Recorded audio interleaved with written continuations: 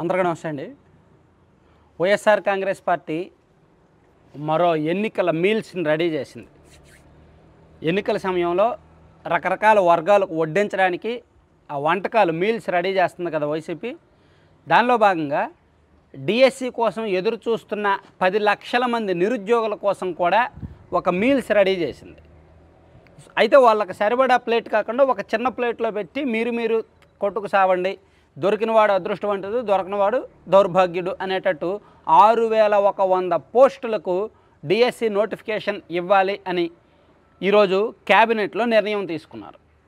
అది కూడా పాపం నిరుద్యోగులు అలిసి అడిగి అలిసిపోయిన తరుణంలో ఇంకా ఇవ్వకపోతే ఎంత వ్యతిరేకత వస్తుందో, ప్రభుత్వాన్ని ఎంతగా తిట్టుకుంటారో అని అనుకొని అయిష్టంగానే తప్పనిసరి పరిస్థితుల్లో బలవంతంగా 6100 పోస్టులకు నోటిఫికేషన్ ఇచ్చారు.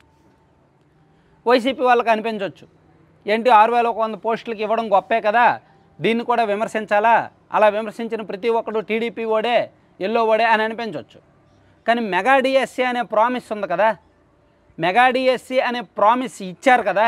మెగా డిఎస్సి అంటే కనీసం ఒక 25,000 20,000 పోస్టులు భర్తీ చేయడం కదా. సో ఈ డిఎస్సికి ఈ 6100 పోస్టులకి మెగా డిఎస్సికి ఎంతో తేడా ఉంది. సో మెగా డిఎస్సి అంటే మినిమం 20,000 పోస్టులు భర్తీ చేయాలి, అది లేదు. పైగా సీఎం జగన్మోహన్ రెడ్డి గారు ఆయన నోటితో ఆయనే ఒక చిలక పలుకు చెప్పాడు ఒకప్పుడు, ఎన్నికలకు 6 నెలల ముందు ఏం చేసినా మోసమే, ఎన్నికలకు 6 నెలల తర్వాత ఏం చేసినా అది చిత్తశుద్ధి అని. సో ఇప్పుడు ఎన్నికలకు 2 నెలల ముందు డిఎస్సి ఇచ్చారంటే ఇది మోసం కిందకు వస్తుందా, చిత్తశుద్ధి కిందకు వస్తుందా? పైగా ఇప్పుడు రేపో మాపో కోడ్ వచ్చేస్తుంది, ఓ 15 రోజుల్లో కోడ్ వస్తుంది, ఎన్నికల కోడ్ వస్తుంది. వచ్చిన తర్వాత ఈ డిఎస్సి నిర్వహణ అవుద్దా?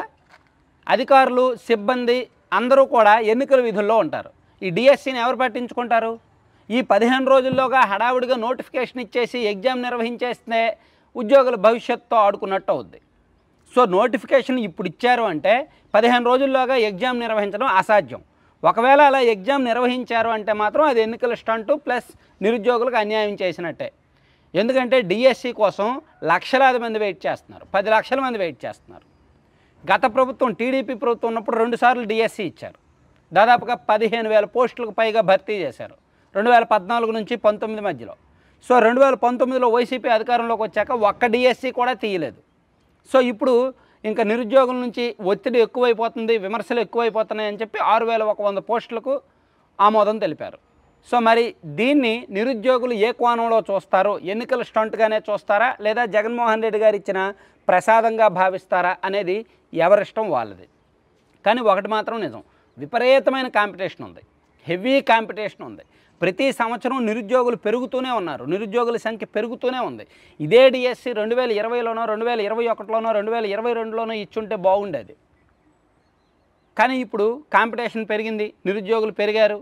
దాదాపుగా 10 లక్షలకు పైగా అప్లికేషన్లు వస్తాయి. 6100 పోస్టులకు 10 లక్షలు, పోనీ నాకు తెలిసి మినిమం ఒక 7 లక్షల పోస్టులు అప్లికేషన్లు అయినా వస్తాయి.